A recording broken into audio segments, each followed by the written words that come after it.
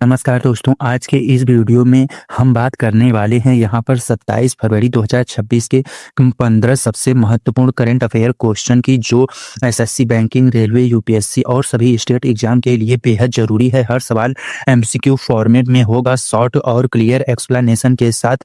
तो वीडियो को एंड तक जरूर देखिएगा। और चलिए शुरू करती हैं आज का करंट अफेयर। तो यहाँ पर जो आपका पहला प्रश्न है, यहाँ पर हाल ही में भारत ने ग्रीन हाइड्रोजन सहयोग समझौता किस देश के साथ किया है? तो आपका यहाँ पर करेक्ट आंसर है यहाँ पर ऑप्शन ए, जर्मनी के साथ यहाँ पर समझौता किया है। यहाँ पर दोनों देशों ने स्वच्छ ऊर्जा और ग्रीन हाइड्रोजन विकास के लिए सहयोग बढ़ाया है। अब बढ़ती हैं अपने अगले प्रश्न की तरफ। तो आपका यहाँ पर अगला प्रश्न है, वर्ष 2026 में राष्ट्रीय विज्ञान दिवस का थीम क्या रहा? तो आपका यहाँ पर एकदम करेक्ट आंसर है ऑप्शन सी, विकसित भारत के लिए विज्ञान। यहाँ पर आपका एकदम करेक्ट आंसर है। यहाँ पर यह थीम भारत को विकसित राष्ट्र बनाने में विज्ञान की भूमिका दर्शाती है। अब बढ़ते हैं अपने अगले प्रश्न की तरफ। तो अगला प्रश्न यहाँ पर आपका है, भारत का पहला एआई आधारित न्यायालय प्रोजेक्ट किस राज्य में शुरू हुआ? तो आपका यहाँ पर करेक्ट आंसर है ऑप्शन बी, केरल में आपका यह एआई आधारित न्यायालय प्रोजेक्ट शुरू हुआ। और यहाँ पर आपको बता दें, न्यायिक प्रक्रिया को तेज पारदर्शी बनाने के लिए एआई अपनाया गया है।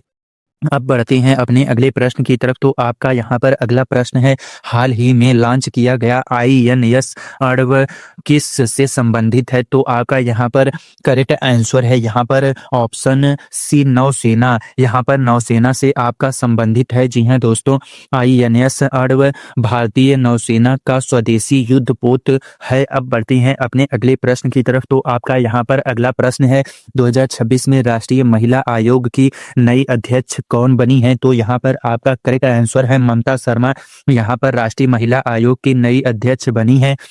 और यहाँ पर महिला अधिकारों को सशक्त करने हेतु नई नियुक्ति की गई है राष्ट्रीय महिला आयोग में। जी हाँ दोस्तों, तो चलिए अब बढ़ती हैं अगले प्रश्न की तरफ। तो अगला प्रश्न यहाँ पर आपका है, हाल ही में राष्ट्रीय डिजिटल शिक्षा मिशन किस मंत्रालय ने शुरू किया है? तो आपका यहाँ पर करेक्ट आंसर है ऑप्शन ए, शिक्षा मंत्रालय ने यहाँ पर राष्ट्रीय डिजिटल शिक्षा मिशन को शुरू किया है।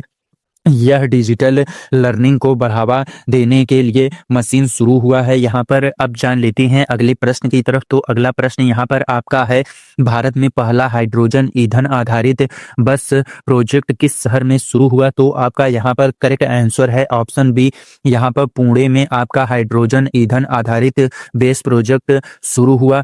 और यहाँ पर आपको बताएं, स्वच्छ और हरित परिवहन के लिए यह पहल की गई है। अब बढ़ते हैं अपने अगले प्रश्न की तरफ। तो अगला प्रश्न आपका यहाँ पर, राष्ट्रीय जैव विविधता पुरस्कार 2026 किस राज्य को मिला है? तो आपका यहाँ पर एकदम करेक्ट आंसर है ऑप्शन सी, सिक्किम को यहाँ पर राष्ट्रीय जैव विविधता पुरस्कार 2026 का यहाँ पर सिक्किम को मिला है।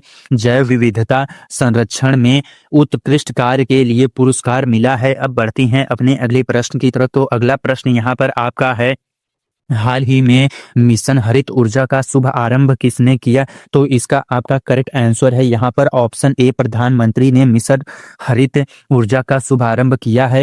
यह हरित ऊर्जा को बढ़ावा देने के लिए मिशन लॉन्च किया गया है, हरित मिशन ऊर्जा। यह मिशन इसी के लिए आपका लॉन्च किया गया है। अब बढ़ते हैं अपने अगले प्रश्न की तरफ। तो अगला प्रश्न यहाँ पर, 2026 में G20 शेरपा बैठक की मेजबानी भारत के किस शहर ने की थी? तो यहाँ पर आपको बता दें कि इसका सही जवाब है ऑप्शन बी, नई दिल्ली ने यहाँ पर G20 शेरपा बैठक की मेजबानी की थी यहाँ पर। और अब जान लेते हैं आगे, भारत ने G20 शेरपा बैठक की मेजबानी राजधानी में की। अब बढ़ते हैं अपने अगले प्रश्न की तरफ। तो अगला प्रश्न यहाँ पर आपका है, हाल ही में भारत का पहला डिजिटल जनगणना ट्रायल किस राज्य में हुआ था? तो आपको बता दें, यहाँ पर आपका करेक्ट आंसर है ऑप्शन ए, कर्नाटक में यहाँ पर आपका भारत का पहला डिजिटल जनगणना ट्रायल किया हुआ है। अब बढ़ते हैं यहाँ पर आगे अपने अगले प्रश्न की तरफ। तो अगला प्रश्न यहाँ पर, खेलो इंडिया विंटर गेम 2026 का आयोजन कहाँ हुआ? तो इसका आपका करेक्ट आंसर है यहाँ पर देख लीजिए, ऑप्शन ए, गुलमर्ग में खेलो इंडिया विंटर गेम 2026 का आयोजन किया गया। गुलमर्ग में विंटर गेम्स के लिए गुलमर्ग प्रमुख केंद्र रहा। पढ़ते हैं अपने अगले प्रश्न की तरफ। तो अगला प्रश्न यहाँ पर आपका है, हाल ही में आरबीआई ने डिजिटल रुपया किस श्रेणी में लॉन्च किया है? तो आपका यहाँ पर सही जवाब है ऑप्शन ए, थोक और खुदरा दोनों में यहाँ पर आपका आरबीआई ने डिजिटल रुपया श्रेणी लॉन्च किया है। यहाँ पर आपने देख लीजिए, आरबीआई ने डिजिटल करेंसी को 2 श्रेणियों में लॉन्च किया है। अब बढ़ते हैं अपने अगले प्रश्न की तरफ। तो आपका यहाँ पर अगला प्रश्न है, यहाँ पर देख लीजिए दोस्तों, भारत का पहला कार्बन न्यूट्रल जिला कौन सा बना है? तो आपका यहाँ पर करेक्ट आंसर है ऑप्शन सी, लेह है। भारत का पहला कार्बन न्यूट्रल जिला बना है और लेह भारत का पहला कार्बन न्यूट्रल जिला बना है भारत का। अब बढ़ते हैं अपने अगले प्रश्न की तरफ। तो अगला प्रश्न यहाँ पर आपका है, जो कि इस वीडियो का लास्ट प्रश्न है, हाल ही में राष्ट्रीय सड़क सुरक्षा सप्ताह 2026 का थीम क्या है? तो आपका यहाँ पर सही जवाब है ऑप्शन बी, सड़क सुरक्षा जीवन रक्षा। यह आपका थीम है राष्ट्रीय सड़क सुरक्षा सप्ताह 2026 का। यहाँ पर सड़क सुरक्षा जीवन रक्षा यह आपका थीम है। सड़क दुर्घटनाओं को कम करने पर जोर दिया गया है।